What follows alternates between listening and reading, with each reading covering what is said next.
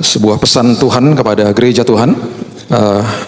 Ada teguran, ada pesan, ada pujian juga yang Tuhan berikan kepada 7 gereja di kitab Wahyu.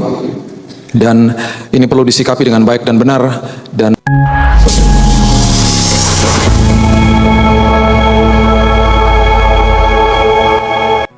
Tuhan, Engkau yang terbaik, Kau segalanya dalam hidup kami, Engkau adalah fondasi dari hidup ini Tuhan. Dan ketika kami berjalan di atas kebenaran-Mu, kami menemukan kepastian di dalam Tuhan. Dan oleh sebab itu Tuhan, jamah hati kami, rubah hidup kami Tuhan, senantiasa ada dalam perjalanan ini. Dan kami mau berjalan dalam hidup ini senantiasa dipimpin oleh Roh Kudus. Oleh sebab itu Tuhan, kami butuh firman Tuhan menjadi panduan dalam hidup ini. Dan kami percaya firman Tuhan akan memerdekakan hidup kami, akan memberikan kami sebuah pemulihan pada sore hari ini. Dan kami percaya Tuhan, pada hari ini juga Tuhan, kami membuat komitmen yang baru kepada Tuhan, bahwa hidup kami akan makin lebih baik untuk Tuhan. Kami serahkan hidup kami dalam tangan Tuhan, sore hari ini dalam tangan Tuhan, dan sisa waktu kami ini dalam tangan Tuhan. Dan kami percaya Roh Kudus sendiri akan berbicara kepada setiap hati pada sore hari ini. Teduhkan hati kami Tuhan, dan berikan kami pewahyuan yang sedalam-dalamnya. Hanya di dalam satu nama, Yesus Kristus Tuhan kami berdoa dan mengucap syukur. Kita sama-sama katakan amin. Haleluya. Shalom. Oke. Sepanjang hari ini kita belajar tentang sebuah pesan Tuhan kepada gereja Tuhan. Ada teguran, ada pesan, ada pujian juga yang Tuhan berikan kepada 7 gereja di kitab Wahyu. Dan ini perlu disikapi dengan baik dan benar. Dan saya akan kutip dari, atau kita akan dalami pada sore hari ini tentang gereja yang namanya gereja Efesus. Ini gereja yang pertama yang disebutkan, dan ada 6 lagi. Dan gereja ini adalah gereja yang menjadi gereja ideal pada saat itu. Kenapa ideal? Karena banyak sekali yang dilakukan di gereja ini menjadi panutan pada saat itu. Efesus pada saat itu ada letaknya di Asia Kecil, dan Efesus ini adalah wilayah daripada Yunani, dan kemudian diambil alih oleh kepemerintahan Roma pada saat itu. Dan surat atau teguran Tuhan kepada jemaat di Efesus itu diberikan khusus kepada Yohanes, murid Yesus, yang satu-satunya yang tidak mati martir, sempat luka bakar, melarikan diri, mengasingkan diri ke Pulau Patmos. Dan di pulau itu dia menulis pewahyuan atau pesan Tuhan, teguran kepada gereja-gereja, ada 7 gereja. Dan yang sangat ideal dan sangat luar biasa hebatnya tadinya, gereja ini namanya gereja di Efesus. Buka bersama-sama saya di Wahyu pasal yang kedua. Wahyu pasal yang kedua, ayatnya pertama sampai yang kelima. Kita akan bedah apa yang terjadi pada saat itu, supaya kita mengerti, supaya ini tidak terulang lagi dalam kehidupan. Karena ada pesan yang sangat penting yang Tuhan berikan kepada jemaat di Efesus. Wahyu pasal yang kedua, ayat yang pertama. Tuliskanlah kepada malaikat jemaat di Efesus, inilah firman dari Dia yang memegang ke7 bintang itu di tangan kanannya, dan berjalan di antara ke7 kaki dian emas itu. Perhatikan ayat 2. Aku tahu segala pekerjaanmu. Ini adalah sesuatu yang pernah dilakukan oleh gereja itu, baik jeripayahmu maupun ketekunanmu. Aku tahu bahwa engkau tidak dapat sabar terhadap orang-orang jahat. Mereka adalah gereja yang sama sekali tidak kompromi. Bahwa engkau telah mencobai mereka yang menyebut dirinya rasul. Mencoba itu maksudnya menguji, gitu ya. Tetapi yang sebenarnya tidak demikian, bahwa engkau telah mendapati mereka pendusta. Mereka punya discernment spirit yang bisa membedakan mana yang salah, mana yang benar. Nah, 3, dan engkau tetap sabar dan menderita oleh karena namaku. Mereka tekun di dalam penderitaan mereka, di dalam aniaya dan lain sebagainya. Dan engkau tidak mengenal lelah. What a ideal church. Gereja yang sangat ideal pada saat itu. Perhatikan ayat 4. Namun demikian, aku Tuhan mencela engkau. Mencela itu artinya despise. I despise you. Ada 2 kata yang sangat berat dalam firman Tuhan yang diucapkan oleh Tuhan. Yang pertama diucapkan oleh Yesus di perjanjian baru, yang merupakan kata celakalah. Celakalah di downgrade dari kata sebenarnya artinya mati saja kamu. Wow, bahasa Inggrisnya wow. Itu diucapkan kepada orang Farisi yang sering menghakimi. Dan bobot kata yang juga berat yang Tuhan katakan ada di ayat ini. Aku mencela engkau. I despise you. Karena engkau, perhatikan kalimat ini, telah meninggalkan kasihmu yang semula. Wow. Aku mencela engkau karena engkau meninggalkan kasih mula-mula. Ayat yang kelima dikatakan, sebab itu ingatlah betapa dalamnya engkau telah jatuh. Ini akibatnya kalau engkau meninggalkan kasih mula-mula. Dan perhatikan kalimat ini, bertobatlah dan lakukan lagi apa yang semula engkau lakukan. Lakukan lagi apa yang semula engkau lakukan. Go back to the first love. Kembali ke dalam kasih mula-mula. Itu maksudnya. Jika tidak demikian, aku akan datang kepadamu dan aku akan mengambil kaki Dianmu dari tempatnya jikalau engkau tidak bertobat. Dengan kata lain, kaki Dian diangkat itu berarti kemuliaan Tuhan hilang dari gereja itu. Berarti rancangan rencana Tuhan hilang dari kehidupan itu. Matius 25 mengatakan ketika talenta satu tidak dikelola dengan baik, talenta itu diambil dipindahkan kepada orang yang bisa mengelola. Karena kerajaan surga selalu mencari partner untuk bekerja sama dan menjadi pengelola yang hebat. Ketika engkau tidak kembali ke dalam kasih mula-mula, kaki Dian itu aku angkat. Kemuliaan itu tidak ada lagi padamu. Rencana dan rancanganku yang begitu dahsyat atas hidupmu terangkat dari hidupmu. Go back to the first love. Kenapa itu begitu penting? Kenapa itu begitu luar biasa? Tadi kita sudah baca di ayat yang kedua dan ketiga, gereja itu tadinya dahsyat. Ada kandungan-kandungan di dalam ayat ini yang sangat luar biasa ketika manusia berjalan di dalam kasih mula-mula. Saya akan berikan judul 6P atau 6 P's, huruf P, yang saya akan berikan judulnya dalam bahasa Inggris saja supaya saudara mengerti karena ini ada hubungannya dengan ayat ini. P yang pertama adalah passion. Orang yang ada di dalam kasih mula-mula pasti ada passion atau gairah yang luar biasa. Dan passion atau gairah itu adalah sesuatu yang mendorong manusia sehingga ketika manusia mengalami kasih mula-mula, dia melakukan hal-hal yang luar biasa. Kenapa luar biasa? Karena kasih mula-mula selalu memperhatikan dan kemudian mendahulukan kepentingan pihak kedua. Selalu begitu. Baik itu terhadap manusia atau terhadap Tuhan. Selalu yang dipentingkan pihak kedua. Itu bobot atau itu kehebatan daripada kasih mula-mula. Makanya mereka nggak kompromi. Makanya mereka begitu cakap, begitu luar biasa. Semuanya untuk Tuhan. Begitu juga ketika kita jatuh cinta kepada seseorang, semuanya untuk orang itu. Siapa yang pernah jatuh cinta di tempat ini? Angkat tangan sama-sama saya yuk. 1, 2, 3. Makasih Tuhan yang nggak katakan ampuni mereka karena mereka pendusta besar Tuhan. Nggak mungkin nggak jatuh cinta. Orang yang jatuh cinta, perhatikan ini baik-baik, selalu intensitas, kualitas, dan prioritas tinggi. Orang yang jatuh cinta selalu intensitas, prioritas, dan kualitas tinggi. Coba ingat-ingat kasih mula-mula. Baik itu terhadap Tuhan atau terhadap manusia. Intensitasnya tinggi, prioritasnya tinggi, kualitasnya tinggi. Karena semuanya buat orang itu. Atau semuanya buat Tuhan. Makanya kenapa ketika saya dulu, waktu mendatangi pacar saya, yang sekarang jadi istri saya, sesibuk-sibuknya dia sempat bilang gini sama saya, kamu kan sibuk, kok bisa ke sini? Bisalah. Karena intensitas, prioritas, dan kualitas untuk dia. Semua kepentingan bukan kepentingan saya, untuk dia. Itu kasih mula-mula. Makanya dahsyat. Catat juga ini baik-baik, ketika intensitas, prioritas, dan kualitas ketika itu dijaga, itu sama dengan konsisten. Dan orang yang konsisten itu jarang. Orang yang konsisten itu jarang ditemui. Yang mulai hebat banyak, yang bertobat banyak, hidup konsisten susah. Bagaimana hidup konsisten? Jaga kasih mula-mula.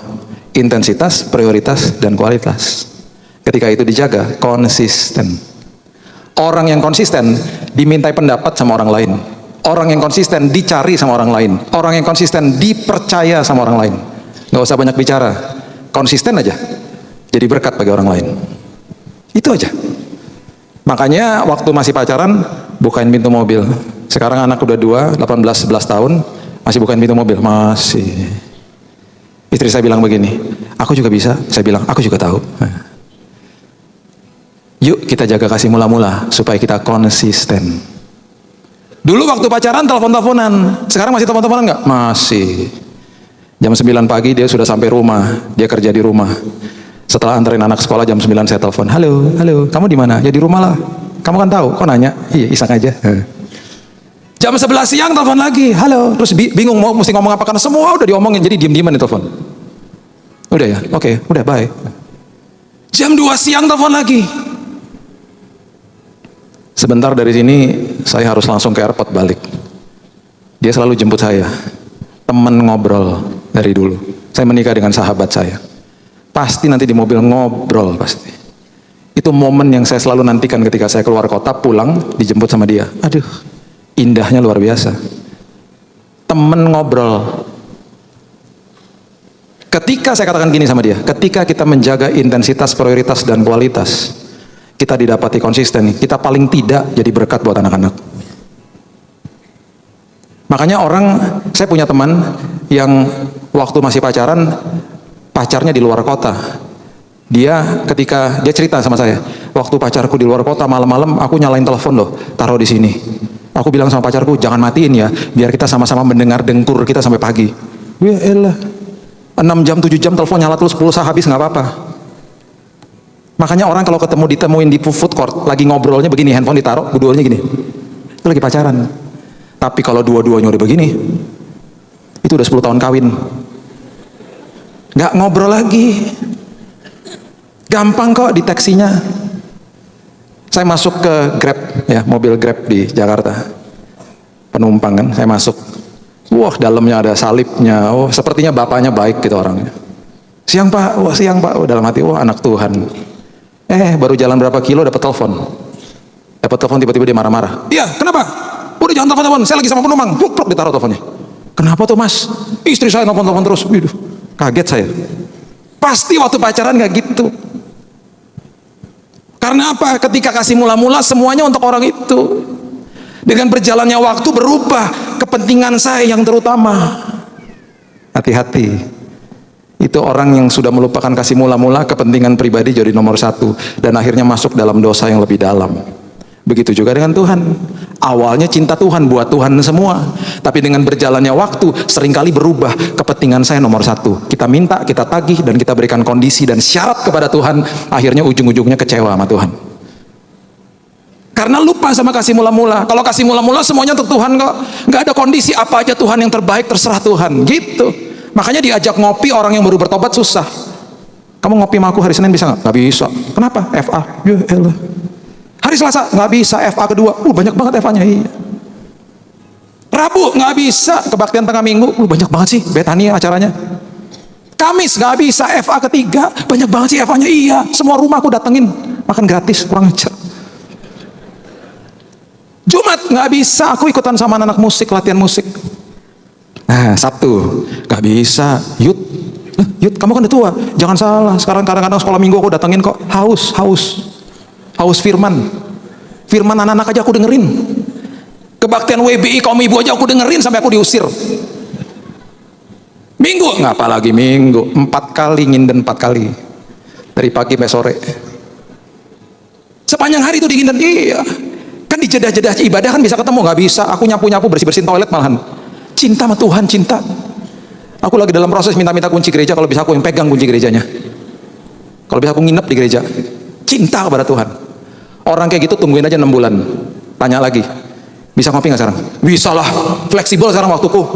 Udah nggak gereja tiap hari? Enggak lah, FA cuma butuh sekali. Ibadah yang sore aja jam 5 cukup. Fleksibel. Saya nggak bilang saudara harus ke gereja tiap hari. Cuman itu ciri-ciri orang yang punya kasih mula-mula tuh kayak gitu tuh, hebat. Makanya firman Tuhan katakan kembali ke dalam kasih mula-mula. Karena ketika kau menemui kasih mula-mula semuanya untuk Tuhan, nggak ada kepentingan pribadi. Ketika pernikahanmu sedang kering pada saat ini, kembali ke dalam kasih mula-mula. Ketemu sama pasanganmu, bahas apa yang kau telah lakukan dulu waktu engkau sedang pacaran. Jaga itu. Makanya saya sangat setuju dengan kata-kata tadi, successful Bethany family, keep the fire. Keep the fire.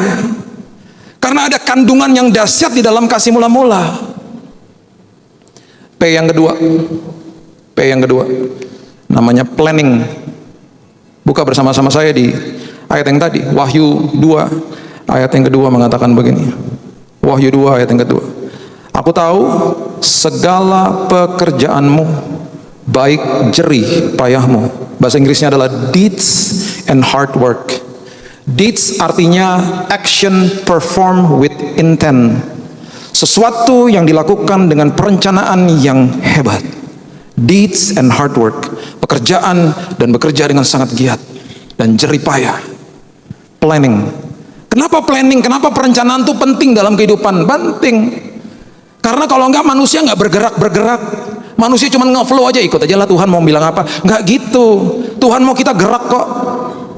Dan di dalam pergerakan itu baru Tuhan kemudian tentukan arah-arahnya. Amsal pasal yang ke-16 ayat yang pertama mengatakan begini. Tuhan nggak mau saudara malas. Amsal 16 ayat pertama, manusia dapat menimbang-nimbang dalam hati, tetapi jawaban lidah berasal daripada Tuhan. Ayat yang ketiga, serahkanlah perbuatanmu kepada Tuhan. Serahkan your work, bahasa Inggrisnya. Your deeds, your action, langkahmu kepada Tuhan. Maka terlaksanalah segala rencanamu, rencana di dalam Tuhan. Ayat 9, hati manusia memikir-mikir jalannya. Setelah dia bergerak memikir-mikir jalannya, mau kemana ya Tuhan? Kalimat berikutnya, tetapi Tuhanlah yang menentukan arah langkahnya. He will direct your steps. Waktu saya masih kecil, saya punya foto di sebuah kapal, namanya kapal Logos, kapal penginjilan yang berlabuh di Tanjung Priok. Papa saya, karena dia adalah pendiri Gideon untuk Indonesia, membagikan Alkitab dan traktat kepada jemaat di penjara dan juga di hotel-hotel. Dia diundang ke kapal itu dan saya dibawa, saya masih kecil dan saya masih ada fotonya. Dia waktu itu jelaskan kepada saya ada foto di depan kemudi daripada kapal itu. Dan saya katanya sering nangis kalau diajak pulang karena saya suka sekali dengan kemudi kapal itu. Saya mungkin berpikir pada saat itu ini kapal sedang bergerak ke kanan dan ke kiri. Bergerak nggak? Tidak, karena kapalnya kan statis. Kapal itu akan bisa diarahkan ketika dia mulai bergerak. Ketika dia bergerak, setir itu berfungsi untuk ke kiri atau ke kanan. Bergerak dulu, gak bisa statis. Makanya prinsip firman Tuhan adalah message to man, diberikan kepada manusia, pesan diberikan kepada manusia. Dan manusia harus keep moving, M yang ketiga, moving. Gak bisa bangun monumen. Monumen adalah tanda kematian, makanya batu nisan itu monumen, memperingati kehidupan seseorang. Informasi yang paling singkat, paling tidak ada tanggal lahir sama tanggal kematian di situ. Monumen. Kalau pemerintah Indonesia setiap hari hanya memandang monumen saja, monumen Monas, besoknya monumen Tugu Pahlawan dan lain sebagainya, hanya memperingati apa yang pernah dilakukan oleh pejuang-pejuang kita nggak akan maju-maju negaranya. Begitu juga dengan kehidupan manusia, tidak bisa hanya sekedar, oh aku udah puas dengan apa yang terjadi dengan tahun lalu, 2 tahun lalu dan lain sebagainya. Tidak. Tuhan menjanjikan kita terus naik dan tidak turun, tapi kita pun harus bergerak. Kita punya kebiasaan di rumah mencatat apa yang kita harapkan terjadi di tahun berikutnya. Dan tulisan itu kita bawa kepada Tuhan, kita doakan bersama-sama dengan anak-anak. Apa sih harapan yang buat tahun depan? Apa sih yang bisa kita perbaiki untuk tahun depan? Dan kita mulai bergerak ke arah situ. Seperti kapal saja, Tuhan, kita mau ke sini Tuhan, kita mau melakukan ini Tuhan. Tuhan taruh dalam hatiku, Tuhan apakah ini benar dan lain sebagainya. Mulai bergerak, planning. Jemaat di Efesus adalah jemaat yang seperti itu. Dan mereka menemui P yang ketiga, purpose. Mereka menemui tujuan mereka. Mereka menemui purpose. Deeds and hard work. Mereka menemui purpose. Purpose adalah tujuan hidup.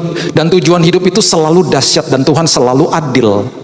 Dan prinsip firman Tuhan adalah selalu dia menciptakan masa depan saudara, kemudian dia backtrack dan dia kemudian ciptakan saudara, ditenun di dalam rahim ibu saudara. Masa depannya sudah dikasih, kemudian saudara diciptakan. Purpose-nya sudah ada, tujuan hidupnya sudah diciptakan, kemudian saudara diciptakan, didesain oleh Tuhan. Dan dia juga Allah yang adil, dia berikan saudara dan saya modal supaya kita bisa sampai ke tujuan purpose hidup itu dengan baik dan benar. Seperti mobil, kalau mau pergi ke sebuah kota, perjalanan jauh, modalnya harus ada bensin, harus ada ban yang ada angin yang baik, mesinnya harus diservis dan lain sebagainya. Tuhan berikan apa kepada manusia? Tuhan berikan kreativitas, kepribadian, karunia, talenta. Tuhan berikan dalam hidup manusia untuk sampai ke tujuan itu. Makanya di dalam kehidupan setiap orang Tuhan sudah memberikan modal yang luar biasa. Ketika Tuhan menciptakan burung, ditugaskan purpose-nya untuk terbang. Kemudian di dalam burung itu di built-in flight namanya, sistem penerbangan yang hebat. Makanya ketika main-main ke pabriknya Boeing, saya ini suka dengan pesawat. Saya punya 250 pesawat. Mainannya jangan kaget. Kaya banget nih orangnya, bukan benerannya ya, mainannya kecil-kecil. Tadi Nesa kasih saya pesawat yang sudah jarang. Saya koleksi pesawat-pesawat Indonesia yang sudah langka, yang tua-tua gitu ya. Diecast ya maksudnya, skala 1/400 segini-segini. Nah, saya main-main ke pabriknya Boeing, nanya sama orang engineer di sana. Setelah tur masuk ke pabriknya, gimana cara buat pesawat? How do you build a plane? Oh, kita purpose-nya kita tulis dulu. Kita brainstorm, kita tulis tujuan pesawat ini untuk apa.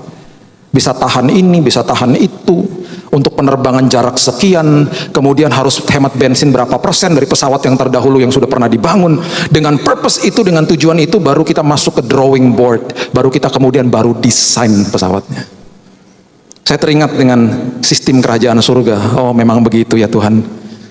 Pencipta kita adalah pencipta yang agung, sampai-sampai kehidupan roda, kehidupan manusia pun akhirnya harus begitu. Diberikan masa depan purpose-nya, baru kemudian manusia dibuild. Makanya kenapa saudara dan saya tidak salah, kita lahir di keluarga yang tidak pernah salah. Tuhan sudah tentukan dari awalnya yang terbaik bagi saudara dan saya. Makanya kenapa paling tidak kita bisa mendeteksi apapun kehebatan yang Tuhan berikan dalam hidup ini, paling tidak dari beberapa hal-hal yang kita pelajari lah dalam hidup ini. Ada contohnya misalnya tes kepribadian. Itu aja saudara bisa menemui bahwa setiap orang itu beda-beda. Ada yang dominan, intim, stabil, cermat, dan lain sebagainya. Istri saya pernah ambil tes itu, dia dideteksi intim. Orang intim itu punya kelemahan. Semua personality traits ini, semua kepribadian ini punya kelemahan dan kelebihan. Orang intim kelemahannya apa? Dia bisa buat janji kepada 3 orang dalam waktu yang bersamaan loh. Kalau dia belum dewasa ya. Jam 8 kamu nonton sama aku, bisa? Nonton Avengers yuk. Jam 8 ya? Oke. Teman kedua datang. Jam 8 ke mall sama aku, bisa? Ke mall? Jalan-jalan di mall? Bisa. Orang ketiga loh datang. Teman ketiga. Nanti malam ke rumahku, aku buatin makanannya. Bisa nggak jam 8? Bisa deh gitu. Dibisain loh 3-tiganya. Karena orang intim. Susah bilang tidak. Semua diayain karena seru bagi dia. Nanti jam 8 dia kebingungan sendiri. Dia bilang ini, aku pergi nonton aja. Teman yang ngajakin ke mall marah-marah, teman yang ngajakin ke rumahnya marah-marah. Aku udah masakin, kenapa gak datang sih? Gimana sih kamu kalau janji? Orang intim jawabannya sederhana dan singkat. Gitu aja marah. Temannya gak bisa marah. Itu orang intim. Orang intim kalau masuk ke dalam sebuah ruangan, banyak temannya.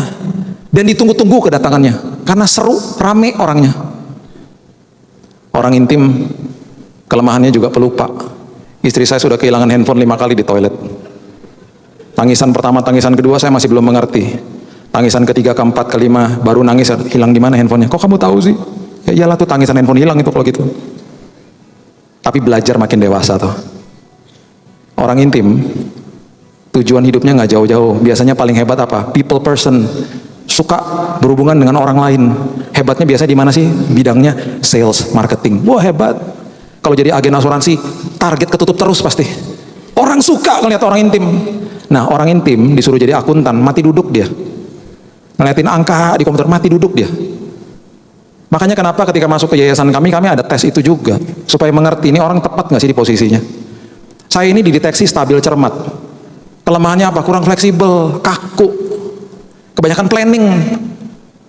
Planning terus nggak jadi-jadi misalnya. Istri saya bilang ini, kamu tuh fleksibel dikit dong. Jadi dari hal ini saja akhirnya kita belajar mengerti, belajar mengampuni, belajar submission, belajar menerima satu sama yang lain. Karena setiap orang punya kehebatan masing-masing. Jangan kubur mimpi anakmu, saudara. Semua profesi yang Tuhan berikan itu dari surga adanya. Saya sangat sedih ketika anak 17 tahun datang kepada ayahnya di depan mata saya. Ditanya, ngobrol-ngobrol gitu. Kamu sekolah apa? Aku nanti mau ambil musik. Papanya bilang gini, mau dapat uang dari mana kamu ambil musik? Melecehkan Tuhan itu. Nggak semua profesi itu harus jadi dokter, insinyur, ekonom, nggak begitu. Ada yang orang-orang yang Tuhan ciptakan jadi artis, jadi pelukis, jadi musisi. Nggak bisa.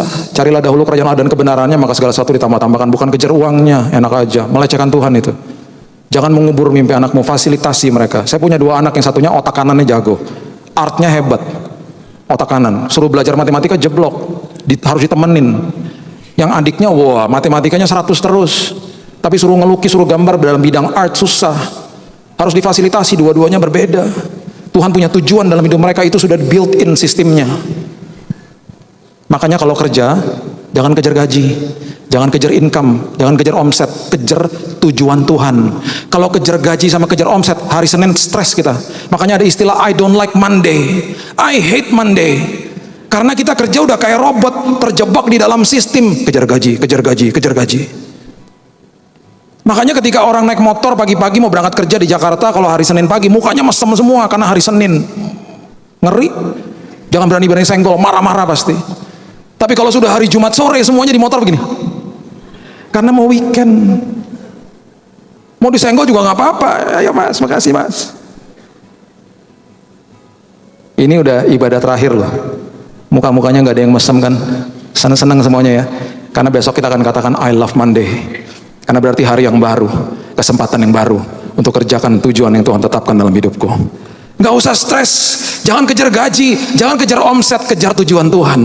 Merdeka hidupnya. Passion, planning, purpose. P yang keempat. Coba buka Wahyu pasal yang kedua. Ayat yang kedua tadi, di bagian terakhirnya dikatakan begini. Aku tahu segala pekerjaanmu, baik jeripayahmu maupun apa? Ketekunanmu. Kemudian ayat 3 dikatakan begini. Dan engkau tetap sabar dan menderita oleh karena namaku, dan engkau tidak mengenal lelah. P yang keempat, persistent, tekun. Tekun. Saya suka main basket. Dari dulu main basket. Masih ngikutin sampai sekarang. Masih nonton juga di sana. Langsung suka saya. Saya pernah ketemu sama, kalau saudara tahu ada nama pemain namanya Michael Jordan. Saya pernah ketemu dengan beliau di restorannya, pernah ngobrol sebentar. Dan saya baca bukunya. Salah satu etos kerjanya dia adalah dia harus syuting ke basket 1.500 kali per hari.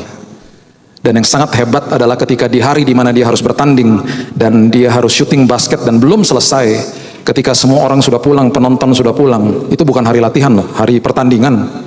Dia bilang sama guru juru kunci, boleh matikan lampu, sisakan sedikit saja karena latihan saya belum selesai. Setelah pertandingan latihan lagi, sampai kuota 1.500 syuting ke basket itu selesai. Tekun. Akhirnya dinikmati karyanya oleh jutaan orang. Karena permainannya begitu luar biasa. Tekun.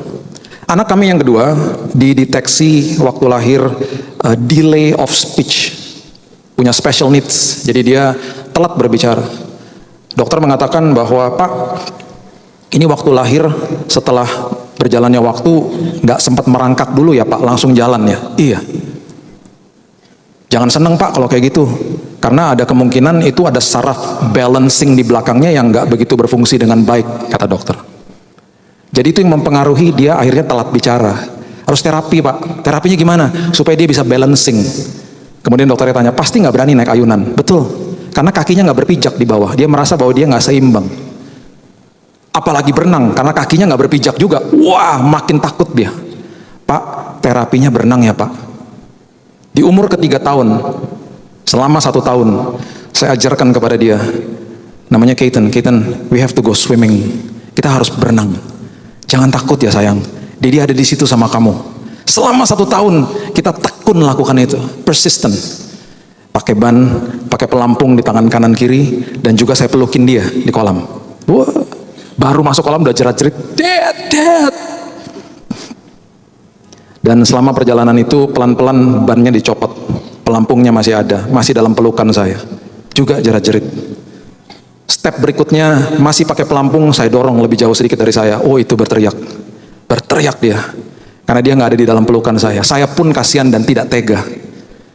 Dan itu kami lakukan sampai 1 tahun. Anak itu sekarang sudah 11 tahun, cerewetnya minta ampun, ngomong nggak berhenti. Dan berkali-kali dia pernah masuk ke dalam kolam ketika dia masih umur sekitar 5-6 tahun, dia nyebur di kolam. Ada seorang bapak yang berteriak, Pak, anaknya nggak nongol-nongol Pak, tenang Pak, nanti di ujung sana nongol Pak. Dan benar, masuk ke dalam, nggak keluar. Di ujung sana keluar. Dia ngambil koin, dia lempar koin ke kolam, dia menyelam. Bapak itu nggak tahu pergumulannya, prosesnya, persistent. Jemaat di Efesus adalah jemaat yang tekun. Itu adalah kandungan daripada kasih mula-mula. Makanya orang yang kasih mula-mula pasti tekun, pasti menjaga intensitas, prioritas, dan kualitas, dan konsisten kalau itu dijaga. P yang kelima, people. Wahyu pasal yang kedua, ayatnya yang kedua bagian yang B mengatakan begini. Aku tahu segala pekerjaanmu, baik jeripayahmu maupun ketekunanmu. Kemudian dikatakan, aku tahu bahwa engkau tidak dapat sabar terhadap orang-orang jahat. Bahwa engkau telah mencobai mereka yang menyebut dirinya rasul, tetapi sebenarnya tidak demikian, bahwa engkau telah mendapati mereka pendusta. Mereka sangat cakap memilih orang-orang yang masuk dan dekat terhadap hidup mereka supaya mereka tidak dipengaruhi dengan pergaulan yang buruk. Amsal mengatakan bergaul dengan orang bijak menjadi bijak, berteman dengan orang bebal menjadi malang. Amsal mengatakan itu. Saya punya prinsip dalam hidup ini, punya layer-layer pertemanan. Contohnya kalau di rumah ada tukang gojek datang, itu pasti letaknya di luar pagar. Ada orang-orang dari komunitas, dari RT yang datang, letaknya mereka boleh masuk rumah tapi di ruang tamu misalnya.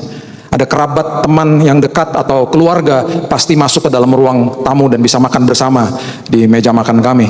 Dan saya mempunyai hanya 2 teman, sahabat saya, my best friend, yang bisa sampai masuk ke kamar saya ketika istri saya nggak di rumah.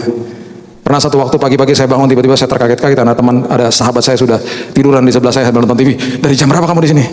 Hehehe. Masuk sampai kamar. Ada layer-layernya. Dan di dalam proses ini tidak boleh menghakimi. Catat itu baik-baik. Penghakiman adalah tugasnya Tuhan, bukan tugas kita. Tugas kita mengasihi, tapi perlu bijak dalam pergaulan. Ajari keturunan kita, ajari generasi berikutnya. Ada seorang sosok yang sangat hebat di dalam firman Tuhan yang bernama Barnabas. Barnabas adalah temannya Paulus. Dan yang kita kenal adalah Paulus yang mempunyai pekerjaan dan karya dan perjalanan dan surat-surat yang begitu hebat di dalam firman Tuhan. Tetapi ada seorang partner yang namanya Barnabas yang jarang sekali terdengar. Barnabas adalah orang yang lahir di Pulau Siprus, dan pada awal pelayanannya dia menjual propertinya dia untuk pembiayaan gereja mula-mula. Itu Barnabas. Dan Barnabas adalah orang yang mempunyai andil yang besar untuk mengenali Paulus kepada jemaat di Antioquia. Antioquia adalah markas besar daripada gereja mula-mula. Itu Antioquia. Kalau saya bisa ibaratkan pada saat hari ini, kalau saudara pernah ke daerah Kelapa Gading di Jakarta, itu adalah tempat dengan gereja terbanyak per kapita di Indonesia. Ada 166 gereja di dalam lingkup perumahan di Kelapa Gading. Ada 400 kebaktian setiap hari Minggu. Kebanyakan gereja di situ. Teman baik saya, Pak Roy yang di Huta Soet pernah katakan, jangan kamu buka-buka gereja di sana, kriminal rohani kamu. Kebanyakan gereja di sana. Kalau saudara nggak ada dana untuk ke Holy Land, ke Kelapa Gading aja udah cukup. Itu udah Holy Land itu. Luar biasa, markas-markas gereja-gereja ada di situ. Pelayanan-pelayanan di situ dan lain sebagainya. Itulah gambaran kira-kira tentang Antioquia. Dan saya percaya pasti Barnabas mengalami banyak hal-hal yang sangat diragukan oleh pemimpin-pemimpin jemaat pada saat itu, karena dia harus mempertaruhkan nama baiknya. Karena Paulus bekas pembunuh loh. Dan pasti mereka katakan, ini orang bekas pembunuh, ngapain kamu bawa ke sini? Dia mempertaruhkan nama baiknya. Dia yang harus pasang badan, enggak, orang ini udah tobat, tenang aja, dan lain sebagainya. Singkat cerita, akhirnya Paulus mengadakan perjalanan dari Antioquia untuk pergi ke berbagai tempat. Perjalanan itu selalu dimulai dari situ. Dia akhirnya mempunyai base di situ. Paulus juga adalah orang yang dominan, berkali-kali punya selisih paham dengan anak buahnya dan partnernya dan lain sebagainya. Satu waktu ada anak buahnya, muridnya yang tidak disiplin, namanya Yohanes yang disebut Markus, ditegur dengan keras sampai dia tersinggung, dia keluar dari timnya. Yang konsol dia, yang akhirnya counseling dia siapa? Barnabas. Namanya nggak terdengar. Sampai akhirnya Barnabas berselisih paham juga dengan Paulus. Dia bawa si Yohanes yang disebut Markus ke pulaunya dia, ke Pulau Siprus. Dan mungkin di situ dikonseling sama dia, udahlah tenang aja, memang si bos tuh begitu, orangnya keras, terima aja lah apa adanya. Selama itu terjadi, Paulus punya partner baru namanya Silas. Dan Alkitab mencatat, pada akhirnya Paulus, Silas, Barnabas, dan juga Yohanes yang disebut Markus pelayanan bareng-bareng lagi. Dia pembawa damai di dalam pelayanan Paulus. Hebat loh pelayanannya Paulus. Tapi ada temannya yang juga sangat hebat di belakangnya dia yang tidak pernah terdengar, namanya Barnabas. Jarang disebut. Dia siap menjadi orang nomor 2, jadi teman yang luar biasa. People. Pada akhirnya jemaat di Efesus adalah jemaat yang sudah ditegur oleh Paulus sendiri di tahun 70 sampai 80 kira-kira. Itu adalah tahun di mana Paulus menulis buku kepada atau surat kepada Efesus. Di Efesus pasal yang ketiga ayat yang ke-20, P yang terakhir adalah prayer. Dikatakan begini, bagi dialah yang dapat melakukan jauh lebih banyak daripada yang kita doakan atau pikirkan, seperti yang ternyata dari kuasa yang bekerja di dalam kita. Paulus sudah mengatakan ini, keep on praying, terus berdoa, karena di dalam doa, di dalam dasar itu, aku akan melihat perkara-perkara yang besar akan terjadi atas hidupmu. Sangat ironis, Efesus tidak pernah mendengar teguran ini. Gereja di Efesus tidak pernah respon atas teguran ini. Mereka tidak pernah kembali ke dalam kasih mula-mula. Pada awalnya Paulus spend 3 tahun di sana dengan muridnya yang sangat hebat namanya Timotius. Mereka pulang dari situ. Paulus sempat dipenjara 2 tahun di Roma, dan dia kembali ke dalam kota Efesus bersama dengan Timotius. Betapa kagetnya dia melihat jemaat di sana sudah banyak sekali yang menyembah berhala. Akhirnya karena dia ada pelayanan di Makedonia, dia katakan kepada Timotius, udah kamu di sini aja, kamu harus menggembalakan mereka, harus hands on sama mereka. Dan Timotius menjadi bishop pertama atau gembala sidang pertama di tempat itu. Dan kemudian Paulus pergi ke Makedonia. Di sekitar tahun 64 atau 65, saya lupa, dari Makedonia Paulus menulis surat kepada Timotius yang pertama. Dan tahun 69 Paulus menulis surat kepada Timotius yang kedua dari Roma. Dan yang sangat tragis, di tahun 97 di umur yang ke-80 Timotius dirajam dan dipukuli sampai mati di kota Efesus. Karena ketika ada parade di kota itu yang menyembah berhala, ditegur oleh dia, mereka nggak suka dan mereka membunuh gembala sidangnya yang bernama Timotius. Efesus tidak pernah recover. Efesus adalah gereja yang akhirnya hancur-hancuran. Sekarang kalau saudara pergi ke kota itu, hanya tinggal puing-puing belaka. Ada di negara Turki, jumlah penduduknya 80 juta, orang Kristennya hanya 3% sekarang. Gereja yang tidak pernah kembali ke dalam kasih mula-mula, dan kaki diannya diangkat oleh Tuhan. Kemuliaan Tuhan sirna atas tempat itu. Biarkan ini menjadi pembelajaran bagi kita semua di tempat ini. Dan saya percaya Betaningin adalah jemaat yang selalu kembali ke dalam kasih mula-mula, dan selalu mempertahankan kasih mula-mula. Dan saya percaya di dalam kasih mula-mula ada kandungan-kandungan yang hebat, yang luar biasa. Ada passion, ada planning, ada purpose, ada persistency, kemudian ada people oriented dan prayer di dalam hidup saudara.